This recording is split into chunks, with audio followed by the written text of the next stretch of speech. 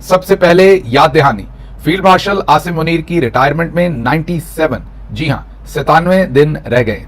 अब आते हैं आज की अहम तरीन खबरों की तरफ, और सबसे पहले हम डिस्कस करना चाहेंगे कि क्या नून लीग और पीपल्स पार्टी फील्ड मार्शल के खिलाफ चालें चलने के लिए इकट्ठे हो गई है या होने जा रही है।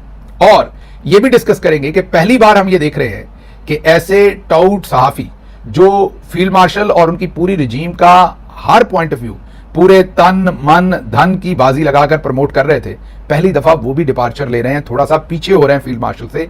इस पर भी डिस्कस करेंगे और फिर ये भी डिस्कस करेंगे कि क्या फील्ड मार्शल ने जो चालें चलनी थी उनकी स्पीड को मजीद तेज कर दिया है। उनकी एक चाल के ऊपर बात करेंगे और वापस राणा सनाउल्लाह के उस चाल के ऊपर डायरेक्ट हमले के पब्लिक स्टेटमेंट को आपके सामने रखेंगे, जिससे आपको अंदाजा होना शुरू होगा कि आने वाले दिनों में अब किस तरह की सिचुएशन इमर्ज होने जा रही है।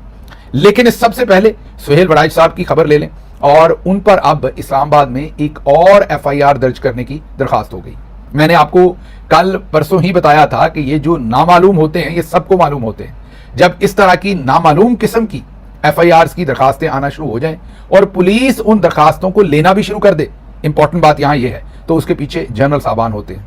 क्योंकि पुलिस के पास बहुत सारी ऐसी दरखास्तें आती हैं जिनको पुलिस लेती ही नहीं, वसूल ही नहीं करती, आप जो मर्जी करते रहें। तो जब तक पुलिस वसूल नहीं करती, खबर नहीं बन सकती कि आपने FIR के लिए दरखास्त दी है। पुलिस चलता करती है, ज्यादा से ज्यादा लोगों को क्या करना पड़ता है, फिर जाकर इस्तगासा फाइल करना पड़ता है अदालत में, और वहां से 2, 4, 5 पेशियों में ऑर्डर होता है कि FIR दर्ज की जाए, और फिर वो वापस पुलिस के पास अदालत के अहकामात के साथ FIR दर्ज करवाई जाती है।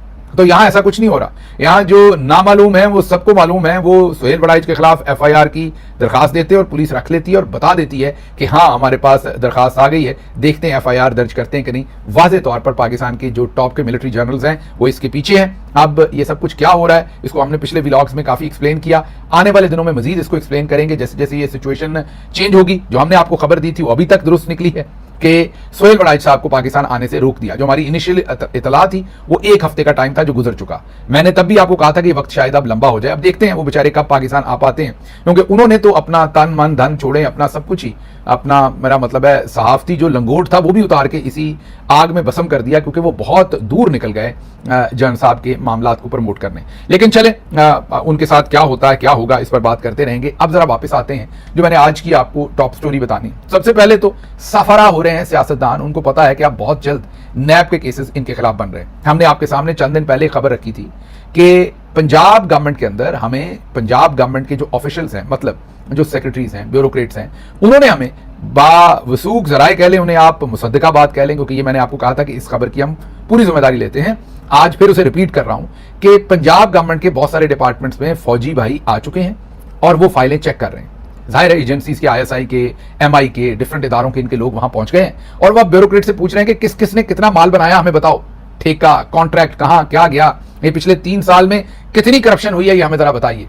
ये हमेशा तब होता है जब स्ट्रैंगल करना होता है, गले को हाथ डालना होता है, और फील्ड मार्शल उसकी तैयारी कर चुके हैं। लेकिन जो सामने है वो भी आपको पता है कि पूरे के पूरे वो भी एक घन गरज है उनकी भी करप्शन के अंदर।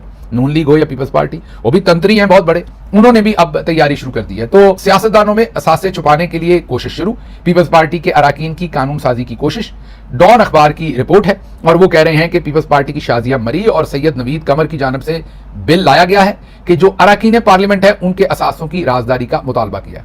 जब राजदारी होगी तो आप फिर जाहिर है उनके खिलाफ केस ही शुरू नहीं कर सकेंगे नैब शैब में, अगर वो राजदारी है, डिक्लेयर्ड ही नहीं है। अब मुसीबत होती है कि जब वो, अभी तक ये है कि ब्यूरोक्रेट्स और जनरल्स और जजेस तो डिक्लेयर नहीं करते, सियासतदानों से इन्होंने ये काम करवा रखा है कि हर 31 दिसंबर को उन्होंने डिक्लेयर करने।